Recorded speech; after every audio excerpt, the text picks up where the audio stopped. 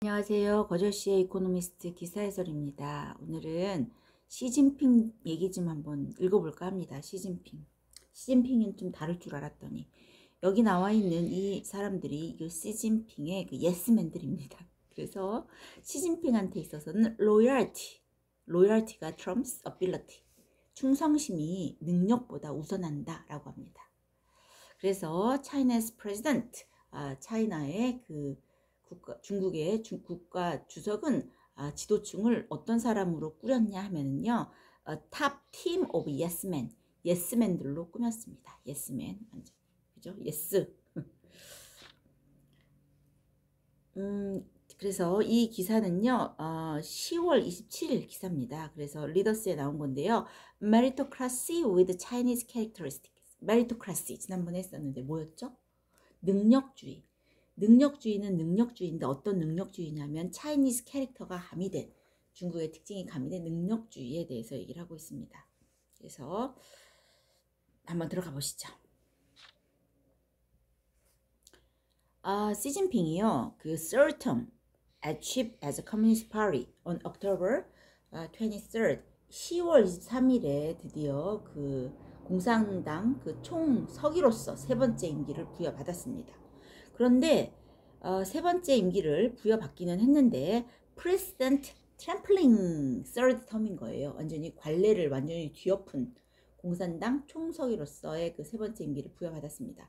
그런데 관영 매체는 어떠냐? Nothing but praise for him, nothing but only, 오로지 그 사람에 대한 칭찬 일색입니다. 아주 언론 매체들이. 그리고 보면 언론이라는 게 참 여기나 저기나 좀 그렇습니다. 그리고 뭐라고 말을 하냐 하면은요, 언론 매체들은 중국이 full of glory dreams, 아주 그냥 그 영광과 꿈으로 가득 찬 새로운 여정을 시작한다 라고 얘기를 하고 있습니다.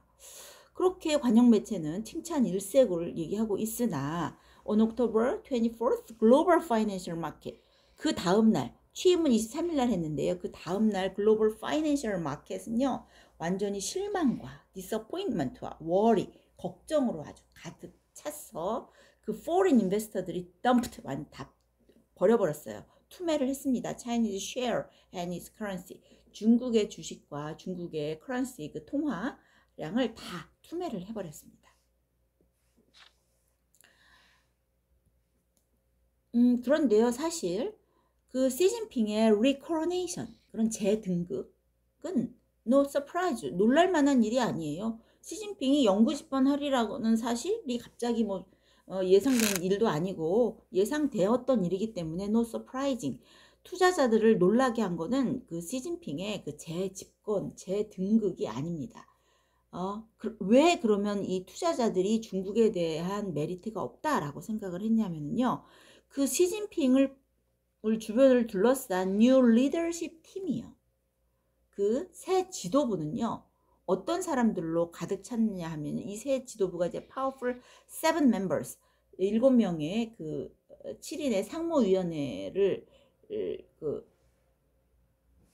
가득 채웠습니다.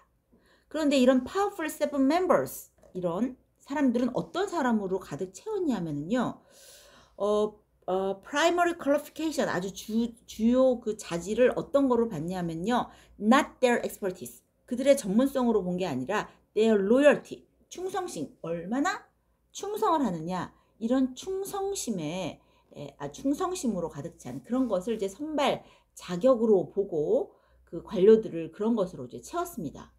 그러니까 투자자들이 보기에는 이거 진짜 안 되겠구나 중국이, 이래가지고서는 investors are right to be worried, 아주 그냥 투자자들이 걱정하는 것은 당연한 거죠.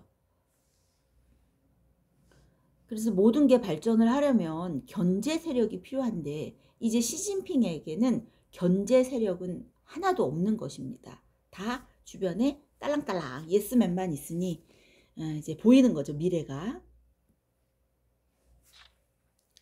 자, 스탠딩 커미티라는 말이 나옵니다. 스탠딩 커미티라는 말은 상무위원회라고 하는데요, 그 스탠딩 커미티에서의 우리 리커창, 이 사람 이름 많이 들어봤었죠.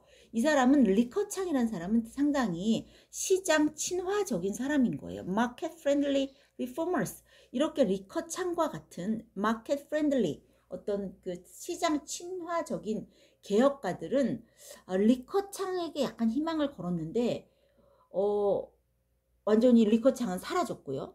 그 다음에 리커창과 같은 계열인 왕왕이라는 사람도 사라졌고요. 또 같은 계열인 후춘화라는 그런 그 사람도 이제 다 사라져 버렸어요. 그래서 완전히 그 시장 친화적이라고 할 수 있는 그 시진핑에게 좀 이렇게 쓴소리를 할 수 있는 시장 친화적인 말을 할 수 있는 그 모든 사람은 완전히 다 어떻게 되느냐? 부티드 됐습니다. 다 쫓겨났어요. 쫓겨났어. 그러면 그 자리를 채운 그 상무위원은 누구냐 하면은 이렇게 스탠딩 커미티 이런 상무위원 릴커창이라는 등 이쪽 계열 시장 친화적인 사람들을 다 이제 쫓겨나고 그 사람의 자리를 다시 채운 사람이 누구냐 리창이라는 사람인 거예요. 리창이라는 사람이 스탠드아웃 눈에 띕니다. 이 사람은 뭐로 유명하냐면은 완전히 락다운 in the city to stem an outbreak of COVID-19. 중국 지금 완전히 무슨 코로나 요만큼만 있으면 다 때려잡고 있잖아요. 저 친구도 중국에 있는데 아직까지도 매일매일 검사를 해야 된다라고 합니다. 자가 검사도 아니고 이제 길거리 가다가 그냥 어디 가서 정말 너무너무 힘들다고 그러더라고요. 근데 이렇게 지난번에 그리고 상하이에서도 완전히 난리가 났었잖아요. 이런 그 코로나19의 창궐을 막고자 완전히 도시 봉쇄하고 막 난리가 났었는데 그런 것을 주도한 사람이 리창이라는 사람이에요. 그래서 이제 수개월 동안 뭐 이제 도시 봉쇄하고 그때 막 식량과 의약품 부족하고 부모들은 코로나 바이러스에 감염된 자녀로부터 완전 격리되고 주민들은 막 격분하고 그리고 국제 기업들 같은 경우도 그 자사의 운영이 먼저 거기서 이제 중단됐으니까 중국에 대한 투자를 되게 제고하는 그런 상황에 벌어졌습니다. 그렇게 완전히 코로나를 그냥 물샐틈 없이 때려잡은 그런 사람이 이 사람인 거죠. 이제 리창이 총리 후보자가 됐습니다. 리창이 총리 후보자가 된 상황입니다. 그걸 보아하니 the most important quality that leads to advancement seems to be obedience to Mr. Xi Jinping. 그러니까 가장 중요한 퀄리티가 뭐냐면은 이러한 그 승진으로 이어지는 가장 중요한 자질이 뭐냐? 능력도 아니요, 해안도 아니요, 통찰력도 아니요, 단지 obedience, 복종. 얼마나 시진핑에 대한 복종, 이것이 가장 중요한 자질로 보이는 거예요. 그래서 리창은 어떠한 비판에도 아랑곳하지 않고 자, 제로 코비드 policy, 국가 주석의 그 제로 코비드 정책을 충실하게 가차없이 실시를 한 인물입니다. 그러니까 그 사람들 그 리창에게 있어서는 뭐 상하이 주민들은 어떻게 생각하느냐 이런 것은 전혀 중요하지가 않았다라고 합니다. 저 count for little 상하이 레지던트들이 뭐 어떻게 생각하느냐 국민이 어떻게 생각하느냐 이런 거는 이제 전혀 귀에 안 들어오는 거죠. 오로지 그죠? 시진핑의 뜻을 따라서 참 그렇습니다. 그래서 시진핑은 지금 누구로 둘러싸여져 있냐면 surrounded by the yes man, 예스맨으로 둘러싸여져 있습니다. 그러니까 예스맨으로 둘러짜져 있으니까 encounter little resistance to his agenda. 그 시진핑의 그 어떤 그 의제에 대해서 어느 누구도 레지스탄스 저항을 할 사람은 전혀 없는 거예요. 그죠? 그래서 그리고 시진핑 같은 경우는 국가한테 even greater say in directing innovation. 여기서 say 그러면 무슨 뜻이 있냐 하면요. 발언권이란 뜻이 있습니다. 그래서 시진핑은 국가의 그 아주 모든 결정권을 greater, 더 강화한 거예요. 그래서 국가의 결정권을 더 강화해서 대응할 것이다 라는 것을 시사를 했습니다. 그러니 이제 신장 친화적인 사람은 어디 중국을 아무래도 이제 희망이 없다라고 보는 거죠. 그래서 그렇게 이제 예스맨으로 둘러싸인 시진핑이 이제 국가의 결정권을 더욱 강화하게 됐으니까 이제 중국을 보는 입장에서는 이것이 사실은 리스크 벳이다. 상당히 위험한 도박이다. 사실은 그 시진핑이 지금 세 번째 텀을 맡고 있지만 Mr. Politics in his first two term 처음에 했던 두 임기 동안의 시진핑의 정책은 어땠느냐? dampened private sector dynamism 어떻게 했느냐? 민간 부분의 역동성을 완전히 악화시켰습니다. 그리고 또 어땠느냐? China off from the world 중국을 완전히 세계적으로 고립을 시켰죠. 세계와 단절을 시켰습니다. 비호감도 엄청 올라갔잖아요. 그리고 dangerous struggle with America 미국과 완전한 그 위험한 투쟁에 중국을 몰아넣은 상태가 됐습니다. 지금 이런 상태임에도 불구하고 중국은 no one will tell Mr. Xi that he's wrong. 시진핑이 잘못했다라고 직언할 사람은 아무도 없다라고 하는 겁니다.